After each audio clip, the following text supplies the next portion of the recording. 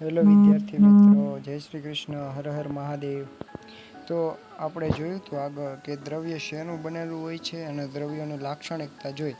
આજે આપણે જોવાનું છે 1.3 દ્રવ્યની અવસ્થાઓ. તો દ્રવ્યની મુખ્ય 3 અવસ્થાઓ હોય છે: ઘન અવસ્થા, પ્રવાહી અવસ્થા અને ત્રીજી છે વાયુ અવસ્થા. એમાં આપણે પહેલી જોવાની છે કે ઘન અવસ્થામાં દ્રવ્યની કઈ કઈ લાક્ષણિકતાઓ હોય છે અને ઘન અવસ્થા કોને કહેશું. તો એના માટે પ્રવૃત્તિ આપેલી છે કે પેન, પુસ્તક, સોય, લાકડી અને દંડાનો ટુકડો લેવાનો છે.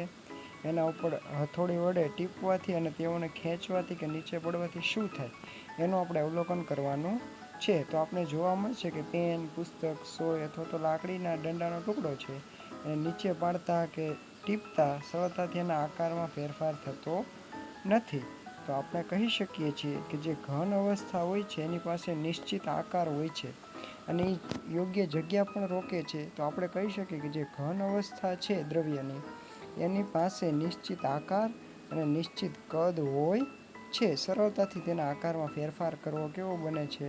મુશ્કેલ બને છે. જ્યારે કે અમુક જોઈએ આપણે કે રબર બેન્ડ છે અથવા રબરની રિંગ છે, એને જ્યારે આપણે ખેંચીએ છીએ ત્યારે તેના આકારમાં ફેરફાર થાય છે અને અમુક વાર તૂટી પણ જાય છે. તો આપણે શું એને ઘન કહી શકીએ એવો પ્રશ્ન થાય. તો હા, તે પણ ઘનનો જ એક ભાગ છે.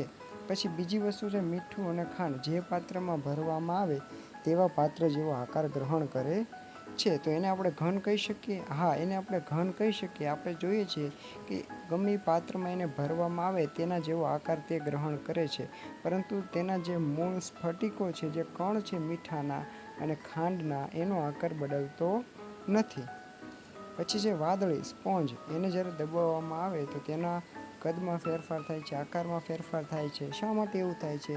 એને પણ આપણે ઘન કહીશું, વાદળીને અથવા તો સ્પોન્જને, કારણ કે એની અંદર નાના નાના છિદ્રો આવેલા હોય છે અને એને જ્યારે દબાવવામાં આવે તો એની અંદર રહેલી હવા બહાર નીકળી જાય છે. તો તેને પણ આપણે ઘન જ કહીશું. ત્યારબાદ છે પ્રવાહી અવસ્થા. તો પ્રવાહી અવસ્થામાં પાણી, તેલ છે, દૂધ, જ્યુસ, એને જ્યારે આપણે ઢોળવામાં આવે અથવા તો ઢોળાઈ ગયું હોય ત્યારે શું થાય?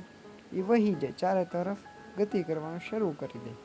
તો આપણે અહીંયા એવું કહી શકીએ કે જે પ્રવાહી છે દ્રવ્યની અવસ્થા, તો હરેક પ્રવાહીઓ પાસે કયો ગુણધર્મ જોવા મળે છે?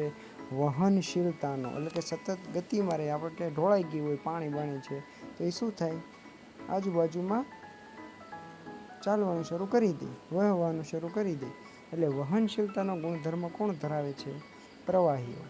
બીજું છે કે પ્રવાહીઓ પાસે ચોક્કસ કદ હોતું નથી. જે પાત્રમાં એને ભરવામાં આવે તેવા પાત્ર જેવો જ આકાર ગ્રહણ કરે છે. માની લો કે તમે પાણીનો ગ્લાસ ભર્યો હોય તો જે પાણી છે એનો આકાર પણ કેવો લાગે? ગ્લાસ જેવો. પછી તમે કોઈ થાળીની અંદર પાણી ભર્યું હોય તો પાણી કેવો આકાર ગ્રહણ કરશે? થાળી જેવો. તો એની પાસે કોઈ નિશ્ચિત આકાર હોતો નથી, પરંતુ નિશ્ચિત કદ હોય છે અને એક વહનશીલતાનો ગુણધર્મ ધરાવે છે. એ વસ્તુ યાદ રાખજો. પછી આપણે જોઈતું પ્રસરણ, કે એકાબીજા પ્રવાહીઓ, એકાબીજા જે દ્રવ્યો છે એ આંતરમિશ્ર થવાની પ્રક્રિયાને પ્રસરણ કહેવામાં આવે છે. તો ઘન, પ્રવાહી અને વાયુ ત્રણેય વસ્તુઓનું પ્રવાહીની અંદર પ્રસરણ જોવા મળે છે. આપણે જોયું હતું મીઠું છે, ખાંડ છે, ઘન પદાર્થો છે, પાણીમાં ઓગાળવામાં આવે ત્યારે એનું વિભાજન થઈ અને જે પાણીના અણુઓ છે એની વચ્ચે જગ્યા રહેલી હોય એમાં સમાઈ જાય છે. તો એ પણ પ્રસરણ થયું. પછી કોઈ પણ બે પ્રવાહી છે, દૂધ છાશને મિશ્ર કરવામાં આવે, દૂધને અને કોઈ પણ બીજા પાણી છે એને મિશ્ર કરવામાં આવે તો એમાં પણ પ્રસરણ જોવા મળે.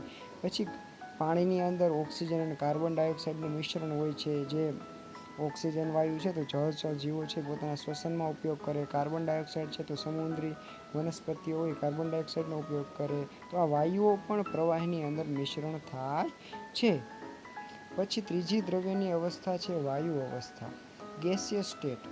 તો આપણે એના માટે શું પ્રવૃત્તિ આપેલી છે કે એક પહેલાં સિરિંજ લેવાની છે અને એને શું કરવાનું છે? નીચેથી રબર બૂચ બાંધી દેવાનું છે.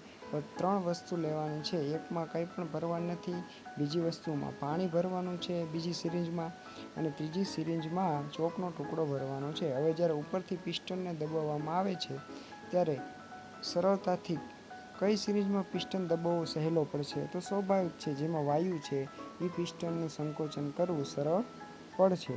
તો આપણે કહી શકીએ વાયુઓને સંકોચિત કરી શકાય છે. અને એનાથી અઘરું કયું પડશે? પ્રવાહી, જેમાં પાણી ભર્યું છે. અને સૌથી સંકોચન કરવું, સૌથી અઘરું કયું પડશે સંકોચન કરવું? તો કે ઘન અવસ્થા, એટલે કે જેમાં ચોકનો ટુકડો ભર્યો છે એ. હવે જે આ સંકોચનનો ઉપયોગ આપણે ક્યાં કરીએ છીએ? તો કે હોસ્પિટલની અંદર જે ઓક્સિજનનો બાટલો હોય છે એની અંદર ઓક્સિજન કેવી રીતે ભરવામાં આવે? સંકોચન કરી. એલપીજી, ઘેરે આપણે ગેસ સિલિન્ડરનો બાટલો હોય એની અંદર કેવી રીતે એલપીજી ભરવામાં આવે? સંકોચિત કરી. અને જે સીએનજી છે એ પણ સંકોચિત કરી અને ભરવામાં આવે છે. તો અહીંયા શું કહી શકાય કે જે વાયુઓ છે, દ્રવ્યની વાયુ અવસ્થા છે, એનું સંકોચન કરી શકાય છે. અને જે વાયુઓ હોય છે એની પાસે ના તો નિશ્ચિત આકાર હોય છે અને ના તો નિશ્ચિત કદ જોવા મળે છે. હવે આપણને પ્રશ્ન થાય કે આપણી નાસિકાઓના છિદ્રો સુધી જે ખોરાક રંધાતો હોય રસોડામાં, તેની સ્મેલ છે, તેની વાસ કેવી રીતે પહોંચે કે રસોડામાં શું રંધાઈ રહ્યું છે? તો એમાં શું થશે? ખોરાકના કણો છે હવામાં ભળી જશે અને હવા દ્વારા આપણા નાક સુધી પહોંચશે. એટલે આપણને શું ખબર પડશે કે રસોડાની અંદર કઈ વસ્તુ રંધાઈ રહી છે? અથવા તો ખોરાકની સ્મેલ ઉપરથી આપણે ઓળખી શકશું કે શું બને છે રસોઈ ઘરમાં, બરાબર? તો વાયુમાં શું જોવા મળશે? પ્રસરણનો ગુણધર્મ જોવા મળે છે. એટલે કે વાયુનું પ્રસરણ ઝડપથી થાય છે. પછી તમને અહીં 3 આકૃતિ આપેલી છે કે જે ઘન અવસ્થા હોય છે એના કણોની એટલી બધી ગતિ હોતી નથી, એકાબીજાની નજીક આવેલા હોય છે, એટલે કે તે ગતિ કરવા માટે કેવા છે? બંધાયેલા છે, સરળતાથી ગતિ કરી શકતા નથી. જ્યારે પ્રવાહીઓ છે એના જે કણો છે, એના જે અણુઓ છે, એની વચ્ચે થોડીક જગ્યા જોવા મળે છે, એટલે કે થોડીક હલનચલન કરી શકે છે. એના લીધે જ એનામાં વહનશીલતાનો ગુણધર્મ જોવા મળે છે. જ્યારે વાયુઓ છે એના અણુઓ છે, એના કણો છે, એના વચ્ચે પૂરતી જગ્યા મળે છે, એટલે સરળતાથી પ્રસરણ કરી શકે છે. અને એના જે કણો છે એની ગતિ કેવી હોય છે? અસ્તવ્યસ્ત હોય છે. તો અત્યારે આપણે અહીંયા સુધી રાખીએ, બાકીનું આવતા લેક્ચરમાં જોઈશું. આવતા